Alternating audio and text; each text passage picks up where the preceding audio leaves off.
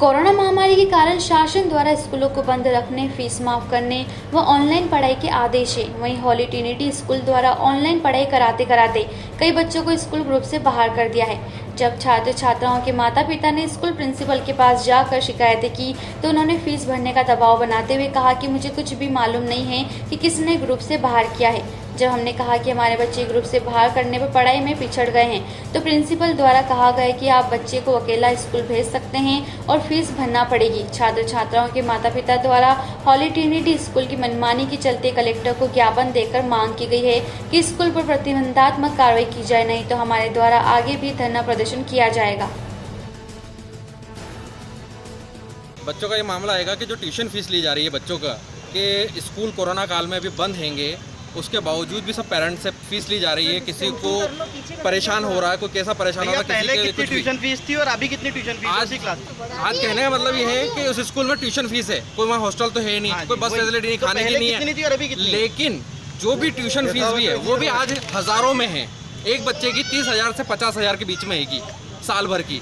अगर हमारे 3 बच्चे हैं तो हम 1.5 लाख रुपए, आज हमारे पास 1,000-2,000 रुपए नहीं है तो हम 1.5 लाख रुपए कहाँ से जमा करेंगे? चलो हमने 2-4 पेरेंट्स ने जमा कर दिए, लेकिन बाकी कौन करेगा? ट्यूशन फीस के नाम पर भी बहुत ज़्यादा फीस है। हमारा एक निवेदन है कि इस साल हमने अपने बच्चों को पहली कक्षा से लेके तो 12वीं तक पढ़ा रहे हैं, हमने लाखों रुपए दिया है इसको स्कूल को। अगर एक साल ये स्कूल हमसे फीस नहीं लेता है तो कोई बड़ी बात नहीं होगी। सर, मेरी बच्ची होली ट्रिनिटी स्कूल में पढ़ती है, 3rd क्लास में। हम अभी स्कूल में गए थे फ़ीस माफ़ कराने का आवेदन लेकर, बट उधर से हमें कोई रिस्पांस नहीं मिला है, कोई भी सेटिस्फाइड रिस्पांस नहीं मिला है कि हम उसको कर सकें। और सारे पेरेंट्स, किसी पेरेंट्स के पास की नौकरी छूट गई है, किसी को हाफ सैलरी मिल रही है, किसी को मिल ही नहीं रही है, कुछ भी नहीं मिल रही है। किसी के घर पे 4 बच्चे हैं, किसी के 5 हैं, किसी के 1 हैं, और बच्चे पढ़ भी नहीं पा रहे हैं। स्कूल में केवल फीस का ही दबाव पड़ रहा है। मतलब जिसने फ़ीस जमा की है वो एग्ज़ाम दे पाएगा, जिसने फ़ीस जमा नहीं की है वो एग्ज़ाम नहीं देगा। और इन्फॉर्म भी नहीं किया जा रहा है हमें, जबकि प्रशासन की तरफ से है कि फ़ीस माफ़ होगी, केवल ट्यूशन फ़ीस लगेगी। पर वो ट्यूशन फ़ीस तो छोड़िए, पिछले साल से और बढ़ाकर ऐड कर हमें फ़ीस दी कि आप इतना और जमा करिए। वहाँ के टीचर से भी अभी हम बात करके आए हैं, कोई सेटिस्फेक्शन हमें रिस्पॉन्स मिला ही नहीं, ना तो तरीके से बात करना है उनको। तो हम तो यही चाहते हैं कि हमारे बच्चों की फ़ीस माफ़ की जाए। हमारे बच्चों ने कोई पढ़ाई नहीं की। स्कूल में कितने 8 सब्जेक्ट होते हैं, 4 सब्जेक्ट हो रहे हैं, 4 सब्जेक्ट की क्लासें पूरी नहीं हो रही हैं।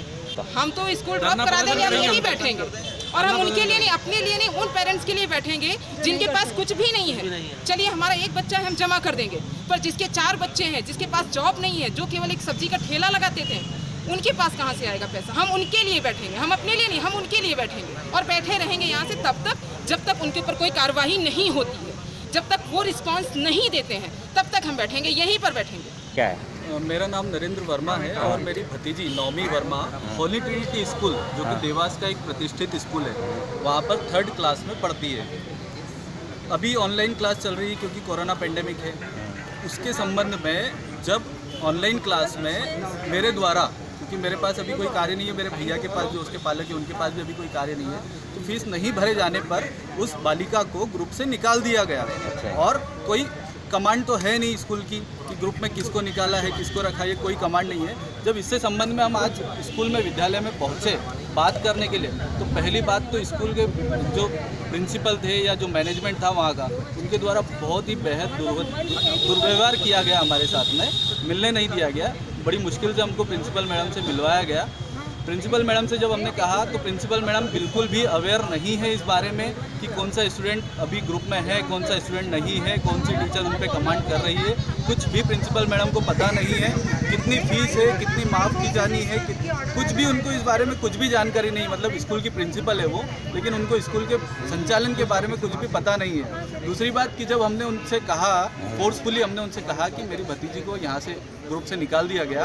अब मैंने जबकि क्योंकि फ़ीस जमा कर दी है तो उसे ग्रुप में वापस ऐड करके जो उसका नुकसान हुआ है 4-5 दिनों का, उसको भरपाई कैसे होगी? तो वो मुझे ये कहती हैं कि आप आपकी अकेली बच्ची को 4-5 दिन के लिए स्कूल में भेज दीजिए, 3rd क्लास में वो स्कूल में भेज दीजिए, तो हम उसकी रिकवरी यहाँ पे करवा देंगे।